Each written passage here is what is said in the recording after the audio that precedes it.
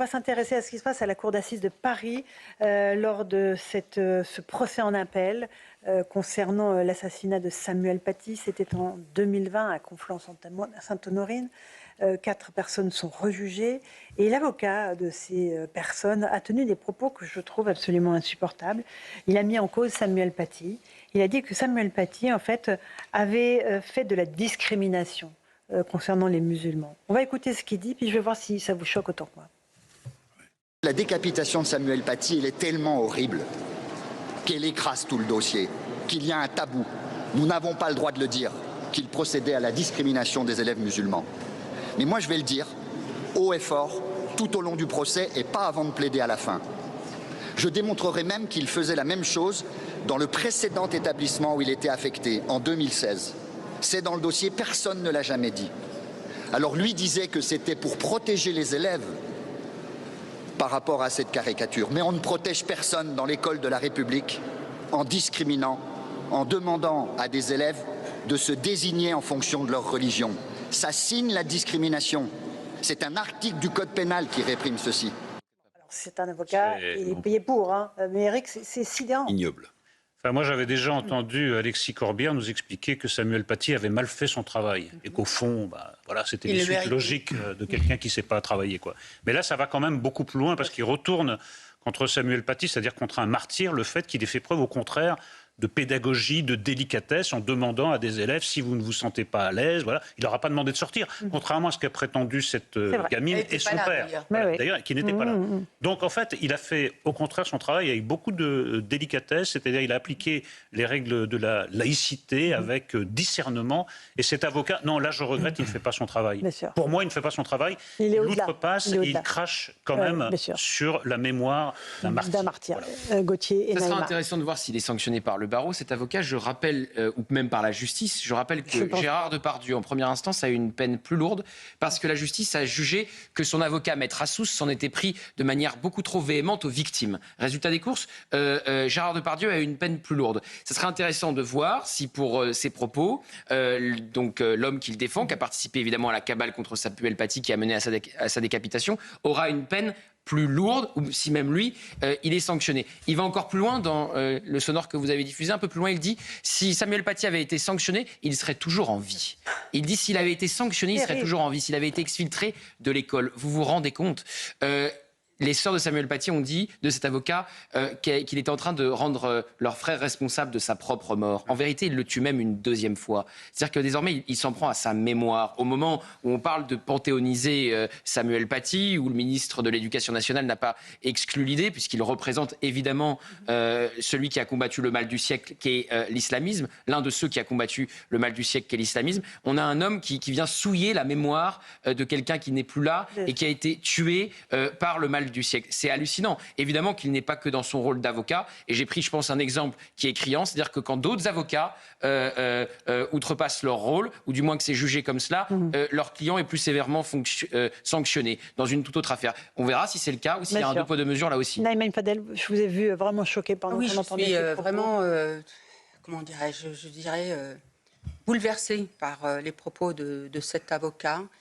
Ces propos que je trouve abjects. Vraiment, parce que non seulement ils salissent la mémoire de Samuel Paty, qui était quelqu'un d'extrêmement bienveillant, et tout le monde le disait, qu'il avait le souci. D'ailleurs, des élèves avaient témoigné en disant qu'il avait le souci qu'on ne soit pas choqué. Et vous voyez, ça veut dire qu'on condamne aussi la bienveillance. Et ce qui me choque aussi, c'est cette phrase, effectivement, quand il dit « si il avait été sanctionné par son administration, eh bien, il serait vivant ». Ça veut dire qu'aujourd'hui, il faut céder aux menaces des islamistes. Vous voyez, ça veut dire qu'il excuse ce Tchétchène, cet assassin qui a tué Samuel Paty. Ça veut dire aujourd'hui, Laurence, que nos professeurs doivent avoir peur. Tous ceux qui sont menacés, eh bien, il faut qu'ils espèrent qu'il y ait une sanction. Il faut qu'on fasse leur mea culpa. Et d'ailleurs, je rappelle que Samuel Paty avait été dans le bureau de sa hiérarchie, qu'il l'avait, on ne le rappelle, pas vraiment soutenu, et qu'il s'était excusé en essayant de comprendre ce qu'il avait fait, et qui avait dit « je présenterai mes excuses », et qui avait effectivement rappelé que cette jeune fille qui avait menti n'était pas présente.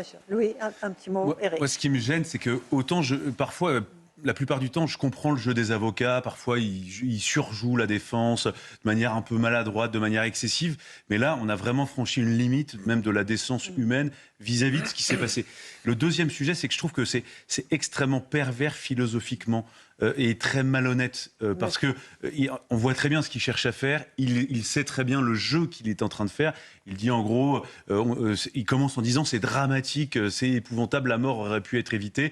Si, avec des choses qui évidemment ne sont pas arrivées et montrer que la responsabilité n'est pas celle de ses clients, mais évidemment la responsabilité est ailleurs. Et je pense que tous les gens qui écoutent et qui regardent de bonne foi et de bonne volonté voient cette perversion et ce dévoiement. Je ne vois pas en quoi il y a une recherche de la vérité avec ce genre de raisonnement. On écoute juste Maître Francis Spinner, qui est l'avocat du fils de Samuel Paty et de son ex-compagne, à propos de cet autre avocat. Je le répète encore une fois avec force, au-delà du peu d'importance qu'on peut attacher à cette parole. Mais je ne peux pas laisser dire que Samuel Paty discriminait ses élèves.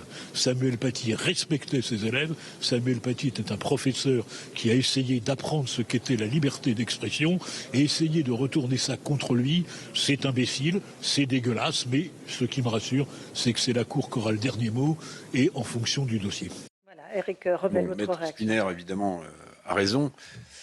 Les propos de l'avocat, dont je vais à titre personnel rapidement oublier le nom, mais pas la phrase qu'il aura formulée. En fait, il décapite une deuxième fois Samuel Paty. Alors, je ne sais pas si la justice le condamnera, mais vous savez, parfois, les effets de manche des avocats, on trouve à ces avocats du talent. Mais là, c'est absolument ignoble. C'est absolument ignoble, même si on voit vers où il veut essayer d'emmener le procès, parce qu'il n'y a pas beaucoup d'échappatoires. Utilisez ce type d'argument. Mettez-vous à la place de la famille de Samuel Paty une seconde quand vous entendez de tels propos. Voilà, moi je choque avec ma formule, mais je dis là, avec cette sortie-là, il vient de décapiter une seconde fois Samuel Paty. Quelques mots extraits du livre Le cours de M. Paty qui a été publié juste après. Ce sont des élèves qui parlent de M. Paty. C'est quelqu'un qui était avec nous en tant que prof, mais aussi humainement avec nous. Il nous parlait de tout, même quand on était ensemble pour jouer au baby-foot. C'était super génial. Il y a des dizaines de témoignages d'élèves qui disent à quel point c'était un homme formidable. Je crois que pour réparer ce qu'on vient d'entendre, en effet, l'entrée au Panthéon me semble... Moi, j'y étais favorable d'emblée, mais j'y suis encore plus favorable. Absolument. Et puis, il y a autre chose... c'est que cet avocat essaie de nous faire croire qu'en fait, l'assassin de Samuel Paty agit seul, qu'il n'y avait pas un écosystème, que les gens qui sont accusés n'ont rien à voir là-dedans, que ce genre d'événement tombe du ciel, il y a une forme de fatalité, il n'y a pas des gens qui ont renseigné, il n'y a pas des gens qui ont relayé les rumeurs, etc., etc. Donc, de tous les points de vue qu'on le considère, ce qu'il dit est absolument, en effet, abject. Allez, on avance. On va recevoir dans un instant Gérard Longuet, qui est ancien ministre de la Défense. J'aimerais qu'on évoque ce qui se passe maintenant du côté américain et concernant l'Iran. Parce qu'il y a une armada qui a été réunie, mon cher Louis Gauthier, dans le golfe Persique, avec des porte-avions, avec beaucoup d'autres vaisseaux américains qui se sont amassés à cet endroit-là. Est-ce qu'il s'agit de faire des frappes sur l'Iran ou pas? On fait le point avec Vincent Paondaz et je vous ai écouté votre analyse là-dessus. Des sacs mortuaires par dizaines, à même le sol. Des images qui ont été tournées à Téhéran le 11 janvier dernier. 3 semaines plus tard, l'accès à Internet reste quasi impossible. Plus de 6000 victimes ont été identifiées par une ONG américaine. Mais selon la rapporteure spéciale des Nations Unies sur les droits de l'homme en Iran, le nombre de morts pourrait se compter par dizaines de milliers. J'ai reçu de nombreux témoignages faisant état de policiers, parfois en civil, pénétrant dans les hôpitaux pour identifier les manifestants, mais aussi pour les arrêter. Certains d'entre eux renoncent à se faire soigner et ça entraînera inévitablement d'autres morts. Selon elle, l'Iran ferait également pression sur les familles de victimes. Des familles sont forcées de payer pour récupérer les corps de leurs proches. Les sommes peuvent atteindre 5 à 7 000 $ américains. Dans le même temps, le porte-avions américain Abraham Lincoln est arrivé au Moyen-Orient. Donald Trump ne s'est pas encore prononcé quant à une potentielle attaque. Le porte-parole du ministère iranien des Affaires étrangères a d'ores et déjà menacé de riposter. Notre réponse sera très claire. Comme nous l'avons déjà démontré, face à toute agression ou menace, nous répondrons avec fermeté en mobilisant toutes nos forces et de manière globale. Le régime islamique peut également compter sur le Hezbollah. Son chef militaire affirme que toute nouvelle guerre contre l'Iran embrasera la région. Est-ce qu'il y a des frappes à prévoir, à anticiper ou pas? Ou est-ce qu'il s'agit juste d'une démonstration de force des Américains? C'est la question que beaucoup de services de renseignement se posent. Il y a 2 enjeux pour les Américains dans cette zone. Le premier, c'est le contrôle du détroit d'Ormuz, dans lequel passe 20% de tous les barils de pétrole qui vont de cette zone-là, du Moyen-Orient, vers l'Asie. Donc c'est une route maritime extrêmement stratégique. On sait que fin de semaine dernière, les Iraniens ont envoyé sous l'eau tous leurs sous-marins nucléaires d'attaque. Donc il y a aussi une activité sous-marine très importante. Ce qu'il faut avoir en tête, c'est que quand un porte-avions, qu'il soit français ou américain, se déplace, il y a toujours ce qu'on appelle un groupe aéronaval, donc il y a plusieurs frégates, et en dessous, il y a aussi toujours au moins un sous-marin nucléaire d'attaque. Donc il est très probable aussi que les Américains aient avec eux un ou plusieurs sous-marins pour contrôler, surveiller ce qui se passe dans ce détroit, parce que vous savez que Donald Trump, il y a certes des questions géostratégiques, mais il y a aussi des questions économiques qui sont très importantes pour lui. Ensuite, est-ce que Donald Trump veut frapper? Alors ça, je pense que personne ne peut répondre à cette question. La certitude, ce qu'on sait, c'est qu'il y a eu une hésitation il y a quelques jours. Finalement, Donald Trump ne l'a pas fait. Les raisons, manifestement, qu'on a pu connaître, c'est que pour l'instant, Donald Trump n'est pas certain de voir un successeur à Khamenei. Il n'y a pas encore de fissure au sein de l'appareil sécuritaire iranien. Il y a quand même il faut un certain nombre de conditions. Le renseignement américain est quand même très puissant dans la région. Donc je pense peut-être qu'ils attendent le bon moment. Donald Trump n'a jamais cherché à mener des actions militaires sans avoir une garantie de succès. Donc s'il ne l'a pas fait, c'est qu'il n'est pas absolument certain que derrière, il y a un changement possible de régime. Le Lebret, sur ces manœuvres américaines. On voit que tous ceux qui ont dit que Trump était en train d'abandonner le peuple iranien l'ont dit sans doute un peu rapidement. Que rien n'est terminé. Il avait obtenu que les pendaisons ne commencent pas. Il y avait 800 pendaisons qui étaient prévues. Alors c'est toujours très difficile de savoir si elles ont commencé ou pas. Mais évidemment, si ce régime barbare d'islamiste continue à massacrer sa population civile, que ça soit au bout d'une corde ou avec des milices qui parcourent le pays ultra armés et qui massacrent la population civile et qui envoient des dizaines de cadavres, des centaines, des milliers dans les morgues, ça ne change pas évidemment grand-chose. Donc on voit qu'il y a une espèce de statu quo. Tout le monde se regarde un peu en chien de faïence. Que va-t-il faire? C'est très compliqué de prévoir ce que va faire le président américain, parce qu'il a un côté évidemment imprévisible, même si il joint souvent la parole aux actes, contrairement à d'autres.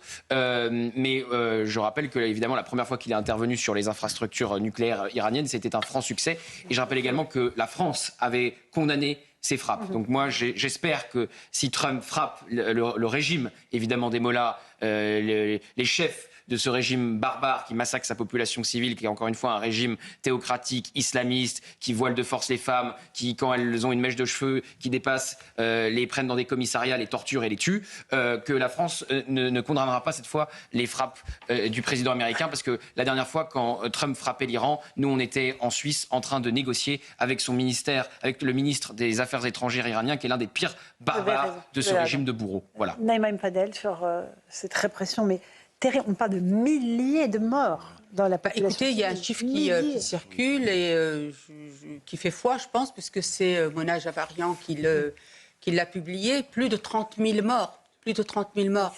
Sachant que dans ces morts, c'est la jeunesse iranienne qu'on tue, qu'on massacre.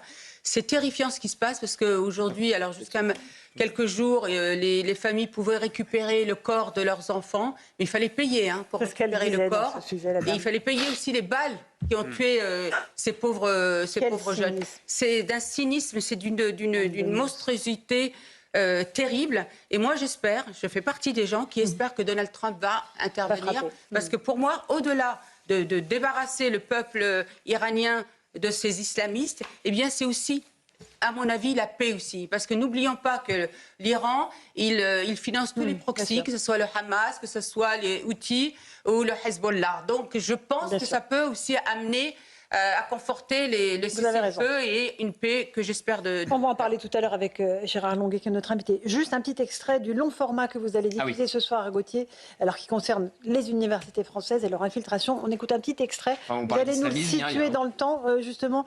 C'était au moment du mouvement Bloquons tout. Et la façon dont il y a des mots d'ordre qui ont été donnés aux étudiants dans les facs. Écoutez. Dans 2 jours aura lieu le mouvement Bloquons tout. pour s'opposer aux mesures d'austérité proposées par le gouvernement Bayrou. Nous décidons d'assister à une assemblée générale animée par des étudiants et certains professeurs.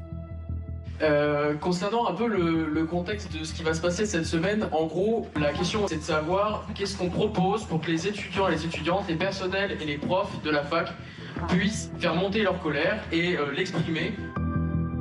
Pour inciter les étudiants à aller toujours plus loin dans la contestation, une militante va formuler des propositions surréalistes. Aller dans la rue, aller bloquer, aller en manif, mais en plus de ça, ce que vous pouvez faire, c'est des actions personnelles. Des trucs comme ne plus payer en carte bancaire si vous pouvez retirer tout l'argent que vous avez sur votre compte courant, parce que vraiment le but c'est de bloquer l'économie. Et faites ça, des trucs comme, je sais pas moi, cadenasser des caddies dans des supermarchés pour que les gens ne puissent plus faire leurs courses, ou même déposer des bagages suspects dans les gares, dans des trains, des choses comme ça. C'est vraiment, ça a été discuté, mais si vous posez un petit sac noir, vraiment les keufs vont s'inquiéter, ils vont venir, ça va bloquer les voyages. Donc voilà, des petits trucs personnels que vous pouvez faire en plus d'aller en manif. Est-ce qu'on apprend à nos enfants dans les UFAC, Gauthier Lebret? Absolument, voilà. Donc comment faire en sorte que le trafic ferroviaire s'arrête. Et vous allez voir, évidemment, quand vous êtes d'extrême gauche, vous pouvez aller faire tous les meetings, hein, je parle même des politiques, que vous voulez dans les amphis, vous serez applaudis. Évidemment, c'est impossible pour un élu du RN de franchir ne serait-ce que la porte d'une université. Et tout est comme ça. On verra aussi l'antisémitisme qui gangrène une partie de nos universités, et même l'islamisme. Oui, il y a des mouvements, il y a des tests contre l'université, des tests des islamistes, frères musulmans et autres, qui viennent tester l'école française, que ça soit évidemment le collège, le lycée avec la Baïa El Kamis, hein, qu'on avait vu ça avec à l'époque où Gabriel Attal avait décidé de les tout simplement de les suspendre, enfin de les interdire. Et puis évidemment dans le monde universitaire, ça sera ce soir un doc et puis un grand débat. Eric Nolot. Non, mais il y a deux pays, en fait, parce que ces gens-là ne représentent pas loin de là la majorité, mais ils tiennent les lieux de pouvoir intellectuel. Ils tiennent l'université, ils tiennent une grande partie des médias, ils tiennent l'édition, le journalisme dans beaucoup de cas. Donc ils arrivent à imposer cette couleur qui n'est pas celle de, je dirais, 90% du peuple français. Mais ils nous imposent leur agenda idéologique. Merci.